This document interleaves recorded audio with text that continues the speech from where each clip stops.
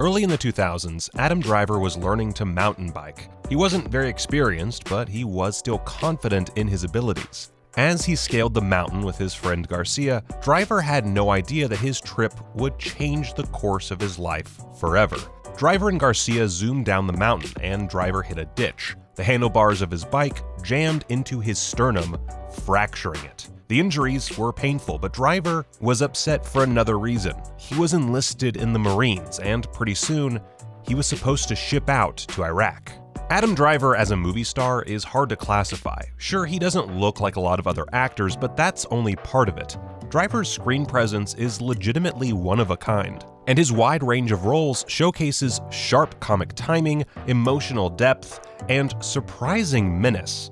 But Driver's unquantifiable essence didn't just come from his studies at Julliard. Adam Driver is Adam Driver because, in a way, he never left the Marines.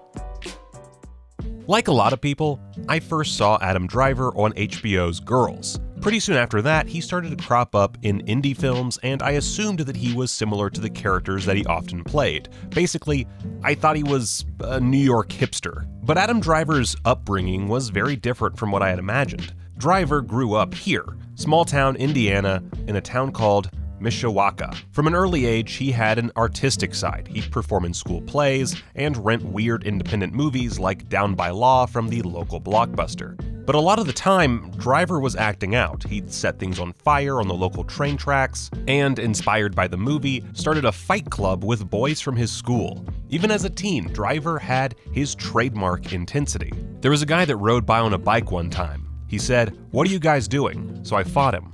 Driver said in an interview years later. After high school, Driver wanted to pursue acting further, and he auditioned for Julliard in New York.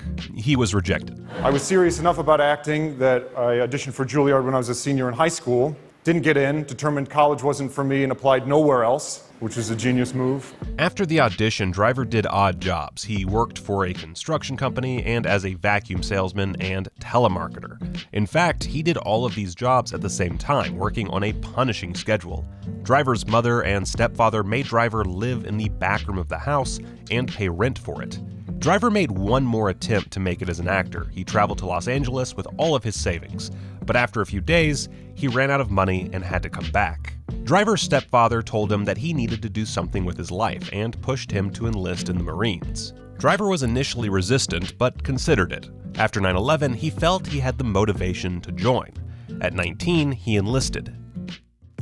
Driver always had problems with authority at school, but to his surprise, he loved the Marines. Driver felt that he finally had the structure that had been missing in his life, and he felt immediate kinship with his squad mates. Later, he described the intense emotion shared by the group and how the experience allowed him to observe people under stressful conditions. And those conditions were extreme. While performing a combat exercise, a cloud of deadly white phosphorus was fired on the wrong coordinates, exploding directly above Driver's squad. The group was forced to run for their lives. Everyone escaped unharmed, but the brush with death made Driver take stock of his life goals. He realized that he still wanted to be an actor. Driver pushed that instinct aside. That was a consideration for the future. He still had an obligation to his squad. Driver had been training for years, and his ship-out date was imminent.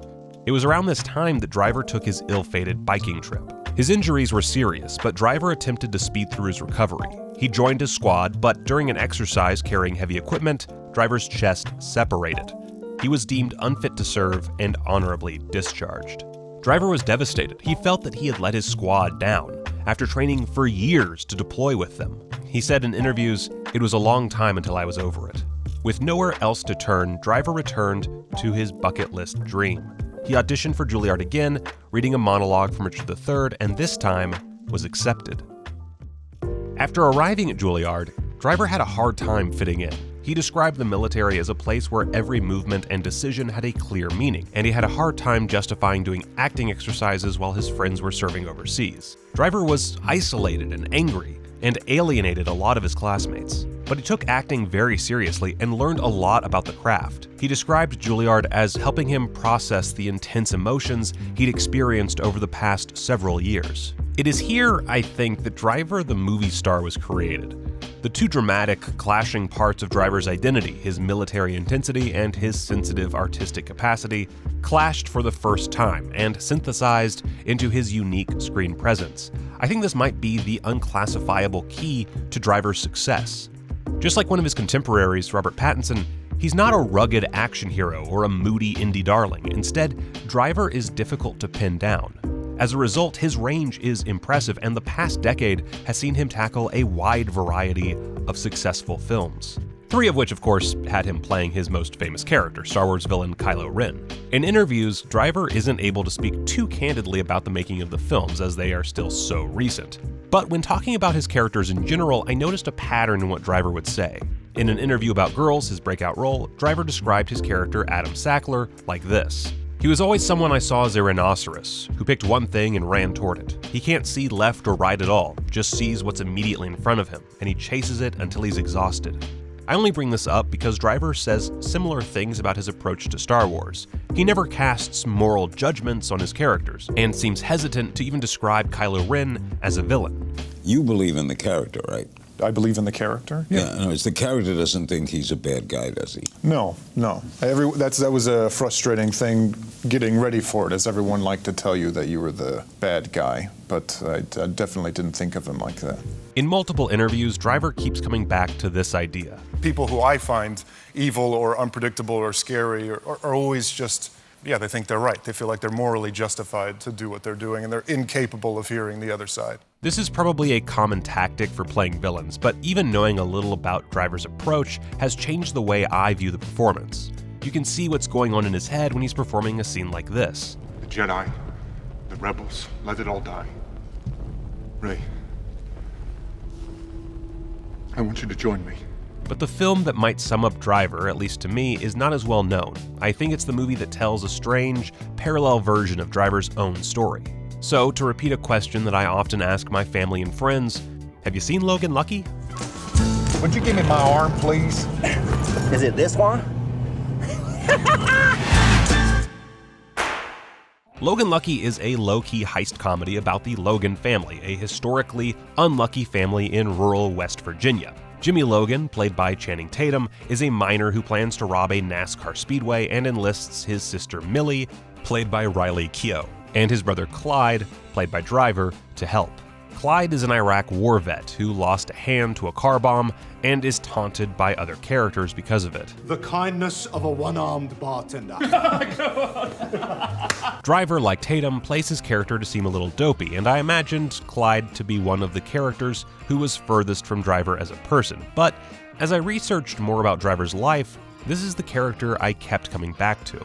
As I said, Clyde and Jimmy are born and raised in West Virginia, just a couple of states over from Driver's native Indiana. And just as Driver described his rowdy adolescence, the characters of Logan Lucky are combative and engage in acts of criminal mischief. You can imagine them as teenagers, like Driver, setting fires on the train tracks. There's even a scene where 2 of Driver's fellow robbers mock his reasons for enlisting in the army, and I have a feeling Driver is channeling something real in this moment. Everybody knows you never would have gone and joined up to fight if your big brother wasn't a football star. That's true. Yeah. As fun as Logan Lucky is, there's some depth added to it with the knowledge of Driver's true story. Clyde Logan isn't just a wacky sketch character. As a wounded Midwestern veteran, Clyde seems like an alternate universe version of what Driver could have been. But that's just part of the Adam Driver picture.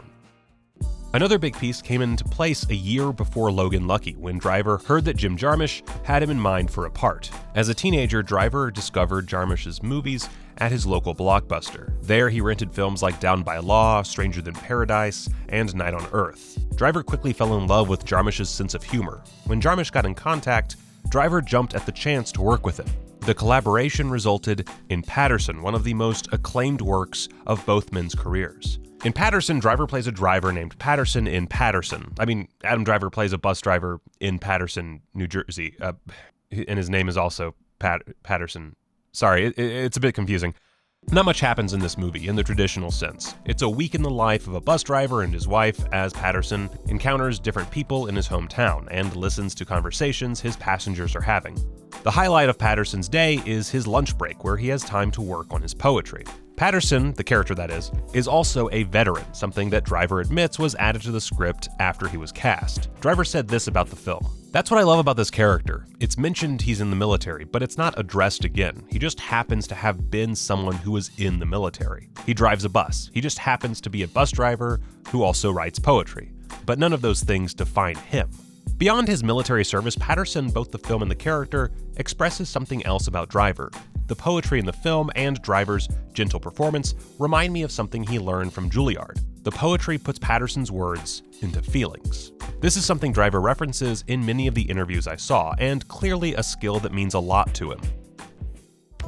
Isolated in New York, acting became Driver's voice, a way to relate to the people around him, even if he felt out of place as a veteran. It's something Driver wants to pass on as well. With his wife, actress Joanne Tucker, Driver started acting in the Armed Forces, a charity where the two perform and teach contemporary theater to active service members. In a TED Talk about the charity, Driver espouses the belief that even the darkest feelings can be dealt with if they are expressed, even if they are expressed in an indirect way, like acting. And reminding us ourselves of our humanity, and that self-expression is just as valuable a tool as a rifle on your shoulder. It reminds me of that old piece of Mr. Rogers' wisdom. Anything that's mentionable is manageable. Driver clearly believes that the performing arts can help veterans and active duty military in the way that it helped him. You may think I'm hitting the military angle too hard in this video, but I watched and read a lot of Adam Driver interviews while researching this, and he brings up his service in almost every single one. I've seen him tell the biking accident story a dozen times. From a strictly speculative, outsider's perspective, I wonder if Driver is still working through the residual guilt of crashing his bike that day. I wonder if some of these roles, which parallel his life in some way or another, have helped him do that. And I hope that, little by little, part by part, he's letting some of that pain go.